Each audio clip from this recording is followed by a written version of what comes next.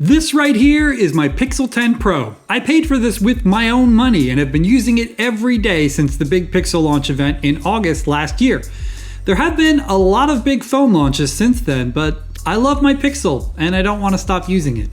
But I also don't want to become a fanboy who never tries anything new, so I set aside the Pixel 10 Pro and used the Galaxy S26 Ultra in its place. I did this for a week and, well, I'm back on my Pixel 10 Pro.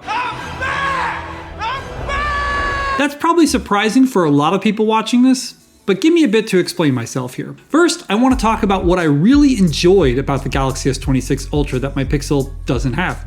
Second, I want to talk about why, for my needs, the Galaxy just can't beat the Pixel. And third, I want to talk about some rumors I've seen about a Samsung phone that actually could steal me away from the Pixel. But let's get right down to it with the first thing I love about the Galaxy S26 Ultra, which is the raw horsepower. It's no secret that the Qualcomm Snapdragon processors in Galaxy phones are much more powerful than the Tensor processors inside Google phones.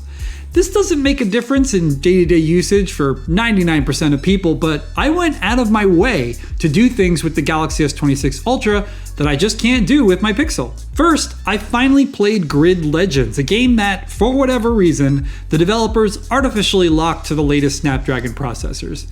Even though it works just fine with all of Apple's current iPhones, and processors from MediaTek and even Google Tensor are completely capable of running the game, the devs just won't let you even install Grid Legends on an Android phone without a Snapdragon processor.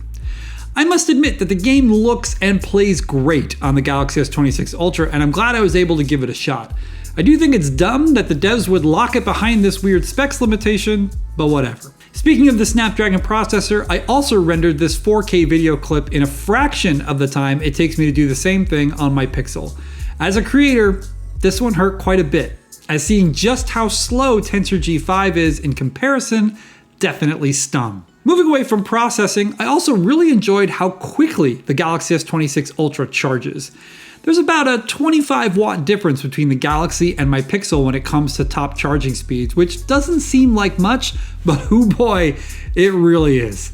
Getting from empty to 50% on my Pixel 10 Pro takes about 27 minutes, but the Galaxy S26 Ultra, which has a bigger battery, can do the same thing in literally half the time.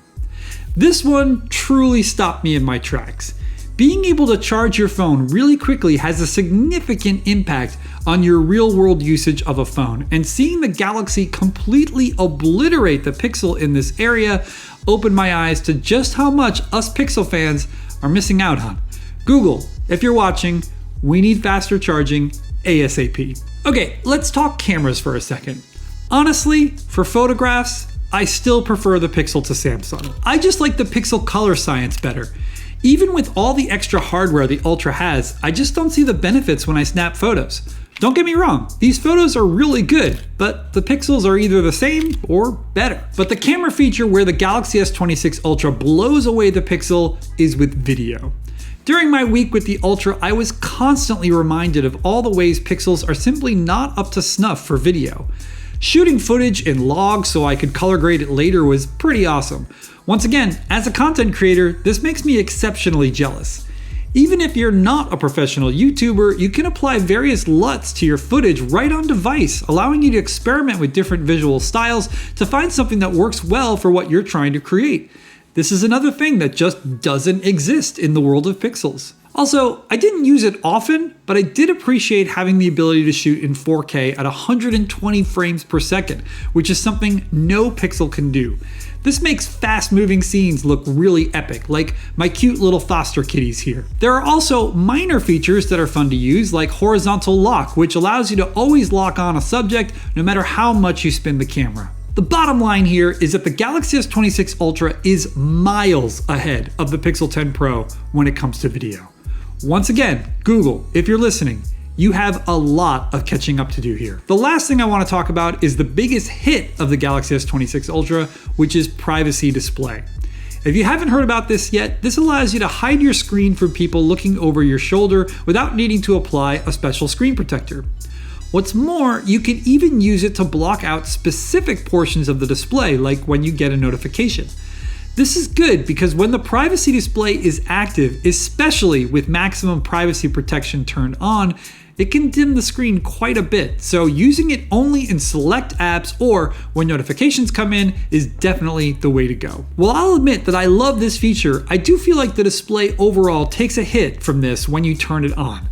The Galaxy Ultra displays have always been the best of the best in Android when it comes to brightness and clarity, and that just isn't the case this year. Sure, privacy display is terrific and for many will be a worthwhile trade-off, but if you don't care about privacy display and have loved older Ultra phone displays, you'll probably be disappointed with this. So, I've blasted through all the things about the S26 Ultra that really impressed me and made me feel good about not using my Pixel.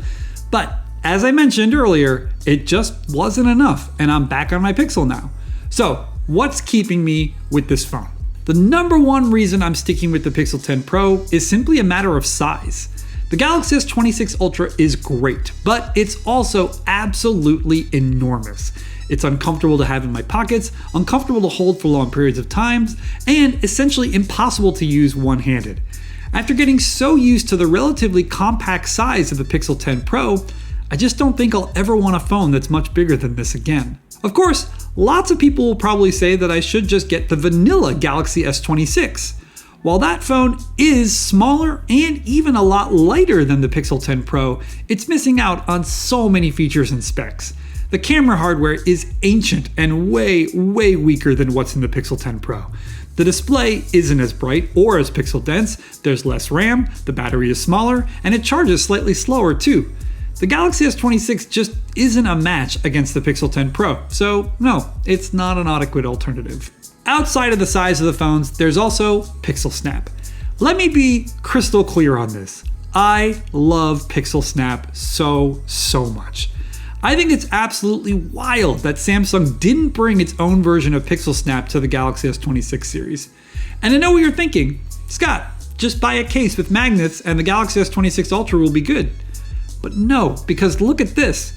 This battery pack doesn't fit flush with this Galaxy S26 Ultra magnetic case because the cameras get in the way.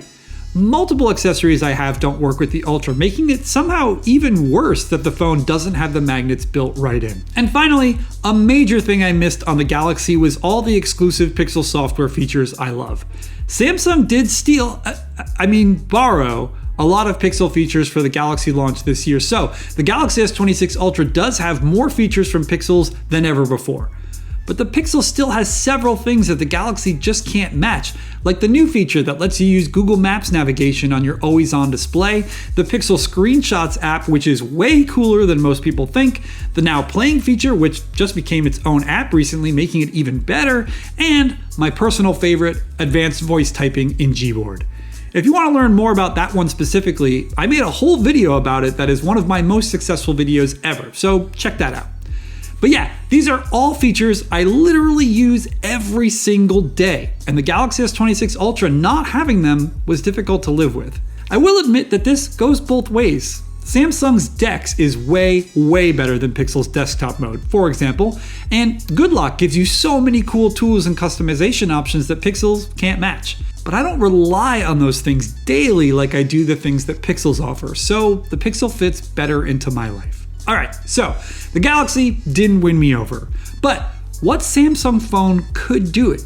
Well, there's a rumor that the Galaxy S27 series could have a Galaxy S27 Pro.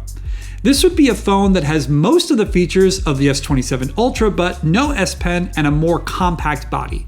It might also have a simpler camera system. We don't know too much about this supposed phone yet, but it sure sounds to me like Samsung is finally understanding the success of compact flagship phones like the Pixel 10 Pro, the Vivo X300, and of course, the iPhone 17 Pro. Samsung simply doesn't have a phone that can compete with those because the only small phones Samsung offers are weak on specs, which means if you want a top-of-the-line Samsung, you're going to need to go big. The Galaxy S27 Pro, though, could be a true Pixel 10 Pro competitor, and if that happens, I don't know, maybe I won't be a Pixel guy anymore. Like and subscribe up here if you like this video, and if you want to hear me talk more about Samsung and Pixels, check out this video here where I go over a lot of the software features Samsung took from Pixels this year. In the meantime, I'll see you all down in the comments.